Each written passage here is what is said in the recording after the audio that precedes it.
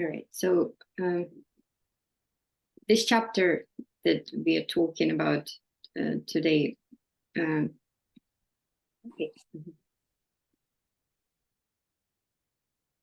Yeah, the chapter that we're talking about today mostly builds upon Catherine Malabou's concept of destructive plasticity. And her thinking is important to me, and precisely her concept of destructive plasticity, the substantial part of her thinking, is important because it's negative, meaning that it is elaborated to be applicable. It is possible to apply it for describing those lives that do not fit into positive perspective that we conventionally employ when talking about human lives and just humans, human selves. And not only the concept of destructive plasticity allows to comprehend destructive or negative things as not only able to allows to comprehend them, but also makes them central, or it's possible using it to see those aspects, the negative aspects of life, as central. It comprehends negative, destructive aspects such as trauma or illness as something that shapes human life, as the main thing that shapes what lives are. And the concept of destructive plasticity defines those life in relation to which it is irrelevant to talk about the improvement or healing. So it describes selves that are the product of destructions, that are rather living dead than alive, or living their own death. The lives that are deprived of hope, deprived of possibility of improvement, where consolation is absurd or hopeful scenarios are not applicable.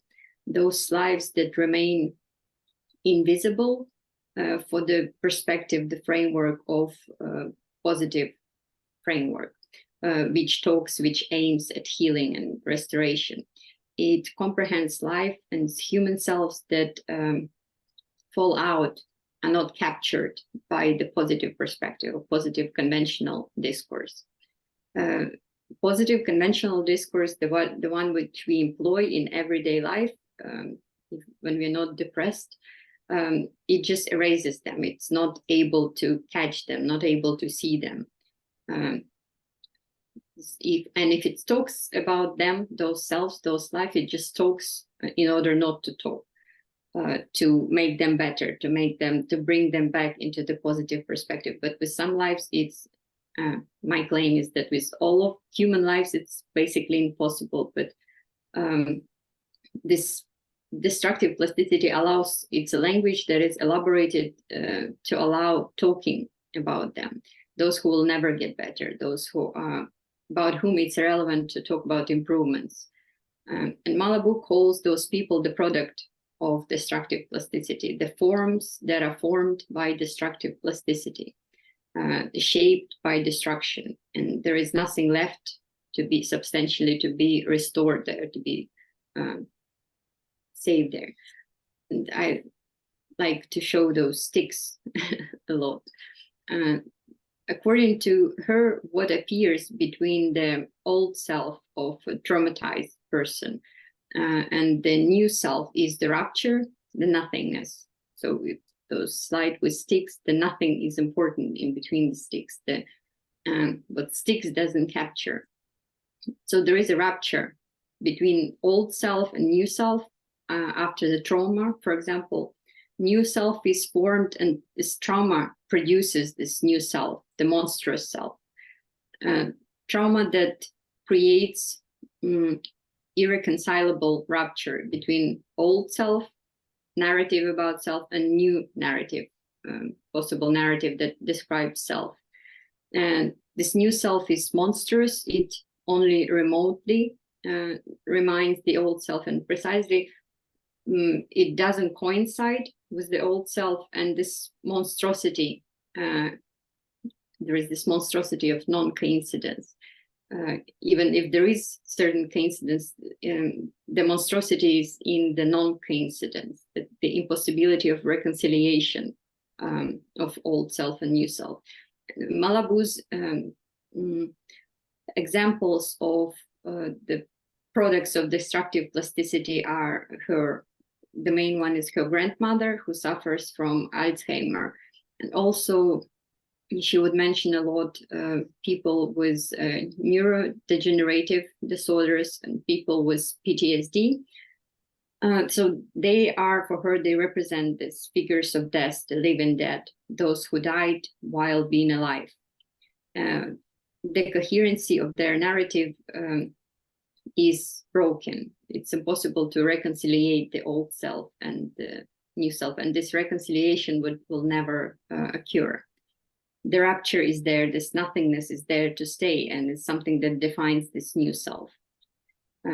So it's not that the new self is reborn or born, it's rather a continuation of the final death of a new self, impossibility of its restoration. So it's product of destruction. It's not new creation, it's rather a form of destruction.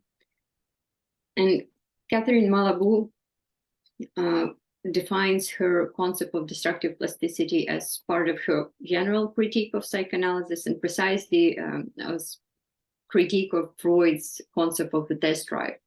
So destructive plasticity would be the better version of the test drive. She claims that Freud positioned the concept of a death drive as something opposite or beyond the pleasure principle, the positive principle, and death drive is the negative principle, the late Freud. But Malabou would claim that he actually failed to do it. Death drive is not actually the way Freud wanted or positioned it beyond the pleasure principle, but he failed to do so. He failed to allocate it as a central principle. Precisely, so he failed to leave his old framework and actually build this new framework where there's actual centrality of the death drive, of the negative principle. And because for Freud, and it's true, Freud keeps coming back to his old framework with the centrality of pleasure principle, and death drive would function only as something secondary, as the breakdown of the pleasure principle, but there is still this positive framework with the pleasure principle that is there always to be restored. Or the death drive would be just seen as detour, the deviation of the pleasure principle. So even if Freud tried to put the death drive at the center, but he fails, it's still the general framework of positivity where the negativity of death drive is just deviating it, but never overcoming it actually.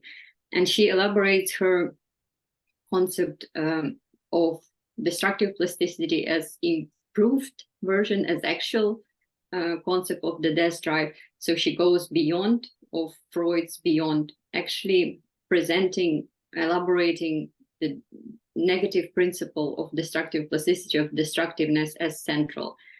Showing, for Freud, she claims death drive never is not self-sufficient. It never forms its own forms. While destructive plasticity, the improved version of the death drive, forms its forms. And this is what Malabou would talk about. The formation out of destructivity without bringing any positive principle or seeing a deviation of the general positive principle. And that's why she is able to describe what Freud is not able to describe, because Freud fails to give the centrality to the death drive, even though he wanted to. And Freudian psychoanalytic framework was not able to see the power of destruction as self-sufficient and as creative. It just remains the deviation of the positive principle, of the pleasure principle. And because of not only because of this, but in general, for the framework of this discourse of psychoanalysis, conventional psychoanalysis at least, the people or those selves who are the product of destructive plasticity, whom Malabou would describe using the concept of destructive plasticity, they just don't exist within the discourse language of psychoanalysis, according to Malabou, because it's too positive, right? And Malabou develops the, I would say, negative language that would capture the product of destruction, seen is able to comprehend destruction as self-sufficient phenomena, something that forms its own forms, not being just the deviation of other positive principle and never resulting in something positive. For Freud, for discourse of psychoanalysis, those who have the structure from themselves, or whose trauma is too severe to be overcome, they just won't exist. They won't be considered suitable to be patients of psychoanalysis. They would be seen as patients of psychiatry or something. So they just don't exist within this perspective, because within conventional psychoanalytic perspective, because it's positive, it's not able to capture them. And Malabou defines her concept in such a way that it will be able to capture it. And the very framework, the goal of initial goal of psychoanalytic treatment was to restore the coherency of trauma, to bring the non-trauma, to bring the coherency back, or to reconcile those two selves. And even though late Freud got disillusioned in the possibility of this, but still, until now, psychoanalysis basically functions as something, and any talk therapy functions as something that aims to restore the coherence. And in Malabou perspective, this more negative perspective, it's just impossible. This is how the rupture is not able to bring it back to restore the coherency and somehow cover the rupture.